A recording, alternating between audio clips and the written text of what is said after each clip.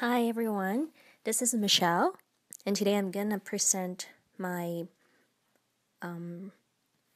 presentation about ADHD and learning disorder. So ADHD stands for Attention Deficit Hyperactivity Disorder, which actually is one of the most common childhood brain disorder, and it can continue through adolescence and adulthood. And there's quite a lot of symptoms. I'm sure many of you are quite familiar with it. For example, difficulty of staying focused, paying attention, and difficulty controlling their behavior, and also hyperactivity, which is overactivity. And these symptoms can actually make it difficult for a child with ADHD to succeed in school, have good relationship with family, get along with other children or adults, or just to finish some task at home. And actually, there's a quite a large percentage of children they have this disorder. Some say that is around 3 to 12%, but more precisely, is 5 to 7% in North America. And those children, they are diagnosed with this developmental disorder. There's a variety of treatments can relieve many symptoms of ADHD, but there is currently no cure for this disorder. With treatment, most people with ADHD can be successful in school and be productive in their life. Those treatments including basically medication and psychotherapy, training, or a combination of all these treatments. Some of these ADHD children, they will have symptoms of inattention, which may be easily distracted, miss the details, forget things, frequently switch from one activity to another, just cannot stick with one, cannot focus on one thing, and they would be bored with one task after a few minutes, or maybe even less time, unless they are doing something they really enjoy. They also have difficulty focusing attention on organizing or completing a task or learning something new. And they have trouble completing or turning in homework, assignments. They sometimes forget where they put stuff, including their stationeries, toys, or assignment, the things that they're asked to complete. They often daydream, easily confused, and they move slowly, struggle with following instructions, also have difficulty processing information as quickly and as accurately as others. Symptoms of hyperactivity will be non-stop talking. They cannot sit still in their own chair.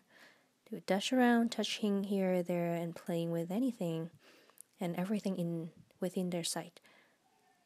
And be constantly in motion and have difficulty doing quiet tasks. Have trouble sitting during dinner, in school, in class, in storytelling time. And symptoms of impulsivity will be that they're very impatient, blushed out inappropriate comments sometimes to show their emotions without restraint, and also have difficulty waiting for things that they want or waiting for their turns to play in games, and will also interrupt others' conversation. It may be genetic or environmental factors, brain injuries, or even sugar that they have possibility contributing the cause of ADHD. But for now, scientists, they're not too sure how or what exactly is causing the ADHD. In terms of medication treatment, there's a variety of stimulants such as Concerta, Ritalin, that can help in controlling the children's attention and focused behavior and problem. and also reducing the hyperactivity, which can improve their ability to focus in their schoolwork, to learn, and this also may improve physical coordination. However, for the downside is that not medication fits for every single child with ADHD. So they will have to try it out which one works, which one not, and also they will have to evaluate the side effect with certain medication, such as decreased in appetite, sleeping problem, but they're mostly under medical supervision. Those medications are considered safe. Another treatment that is commonly used today is psychotherapy, which is behavioral therapy and also art therapy. There are educational social art therapy group which really help the student, like the children, to feel that they're not alone in facing their own situation. Oftentimes they will feel different in school because they will be on medication. They also realize their ability in learning is not as good as their peers, which having this kind of group will be able to help them to share the support and also similar problem within one another, and also help them to realize the importance of taking the medication and have the motivation to improve and learn in school and stay in school.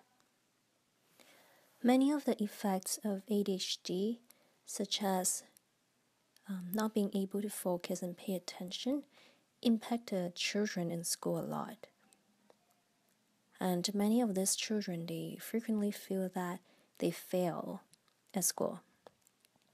That's why these children, they also have high risk to have low self-esteem and low self-worth. Some of them even may drop out from school because of that. They will avoid doing homework, avoid going to class, and become very learning efficient in class. The most common way of thinking a student should be quiet and pay attention in class may not be the most efficient way for the children with ADHD to learn necessary. Therefore, while they compare themselves with other non-ADHD children, those ADHD children will see themselves as different, not as good as others, and because they also observe that they don't have the same ability to learn things as quick as others. They see themselves as school failures, unequal to their peers, and academically bad. Therefore, it turns out that many of these ADHD students, they're extremely sensitive and highly defensive. There are often fights also happen with their parents because children feel that their parents put pressure on them for having good grades, which they cannot easily achieve with their ADHD problem and symptoms. To be in group art therapy, the student can, under directive, they can share their feeling through drawings and painting or other artwork. And not only they can express themselves, they will also be able to see the artwork from other ADHD children, and they can share similar feeling and have sympathy for one another. They can feel the connection and relief at being able to open about ADHD and their suffering from it. The session reinforced that for the first time, these children feel that they're not alone, and someone else has some or even all of the same feeling of isolation and failure. And then they will be able to become more open to the idea of things that they can do together, which will help. They may also be able to share good ideas and find solutions for their problem together. Right now, we can go to the first case study, and the figure 1. It's called in prison. This little boy, he was targeted as the troublemaker in school to a point that the school doesn't want him to go anymore. And he was quite large physically considered his age compared to others. But in this drawing, he drew himself to be really small and behind all the bars. And our therapist actually took this picture to a school meeting with the teacher and be able to communicate with the teacher and tell the teacher exactly what this children is feeling when he goes to school. This drawing will help the teacher to reevaluate their opinion on the student. Although the children couldn't communicate very well in words or in action how their experiences in school, but through the drawing, through the artwork that they create in the therapy section, it will actually help the environment of the child to be more cooperative and flexible according to the ADHD symptoms, which is hugely important in helping child with ADHD. One of the objectives in treating ADHD and helping this population is to modify their school and family environment so that they can experience academic success without feeling incompetent. Medication obviously is one of the important part, but also sometimes the ADHD child will have to learn the strategy to know how to be academically successful and socially successful, which school teachers and the school policy will play an important part. Often that teachers misinterpret the ADHD students. They're stubborn, they're lazy, they're oppositional, but actually they're not. They usually will really want to please the adults and will work very hard to please them, especially young children.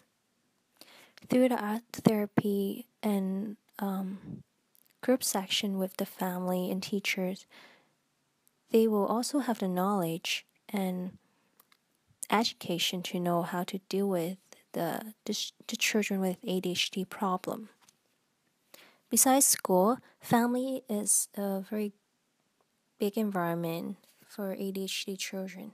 They often have difficult family relations because the family don't know how to deal with their impulsiveness or lack of focus and incompletion in their task in the family. And oftentimes, when there's argument or problems happen in the family, the child with ADHD will be the one to be blamed. In the second figure, which is called All Eyes on Me, is that this girl who has ADHD, she feels that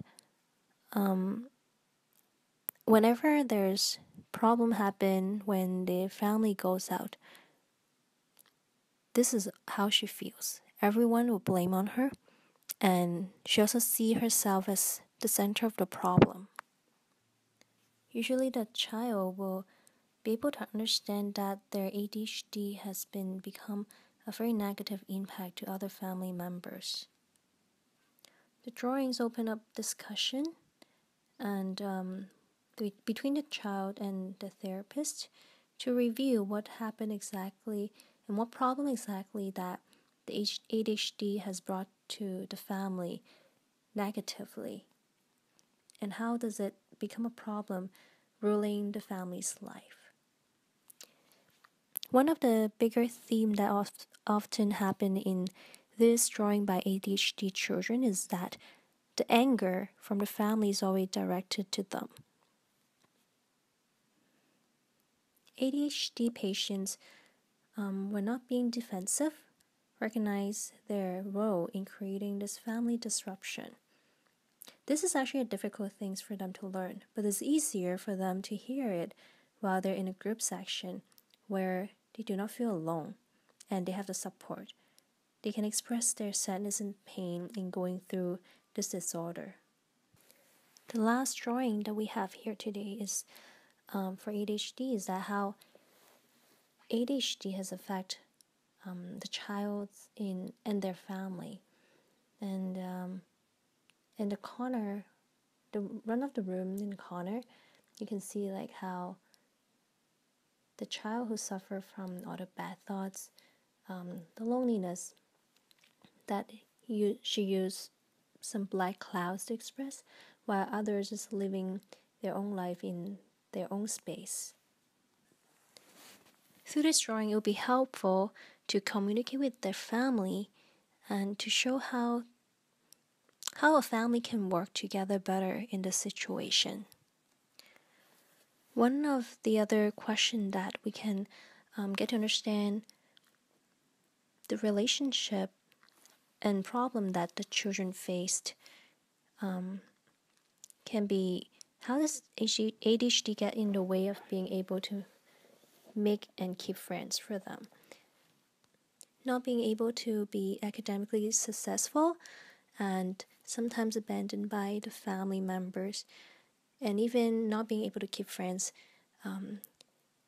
give them a very huge social pressure. Yet in the group, through art activities, they can draw out the distance and also have a safe space to share their struggle and sadness in this disorder. It is suggested that in the art therapy group or art therapy section, is good to provide structure for the student because for the children, because it will help them to have a safe space to structurally express their feeling and emotions, and also experience the calmness from doing art. Using markers or art material with scents can also stimulate their sense and help them to focus in using the material in continuing creating their artwork. And now we're going to move to the learning disorder.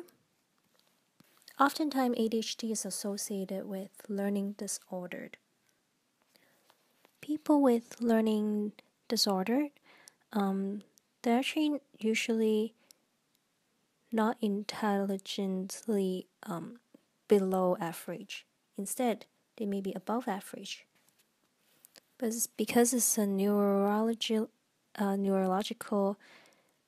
problem that happen in their brain that will cause them have processing problem interfering with learning skills such as reading, writing, math, even visual or audio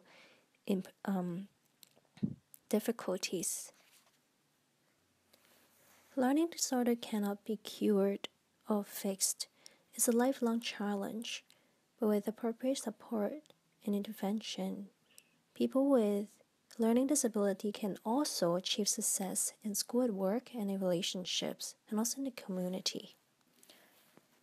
Art therapy can help the people with learning disorder have the respectful bearing witness to share those silence difficulty they have that they don't usually express through words. For some extremely tortured and disabled adult will find it easier to use art than words to express. Also, art can serve as a transitional space to aid other development. And art itself really provide a good access for them to have the emotion outlet. For most of the learning disability, processing words and processing readings is one of their biggest challenge, and that's why visual language comes in very handy, no matter in picture book, narrative ones, that they can really enjoy reading a story without having the struggling understanding words of vocabulary. Within art therapy, providing and holding a safe therapeutic space and environment, learning someone's language through images, mannerism, words, transference, and countertransference, facilitating someone's use and exploration of materials, offering new perspective and ways for them to express and understand themselves, and also equipping someone to engage with life outside of the therapeutic relationships are all the benefits that art therapy can give to this population.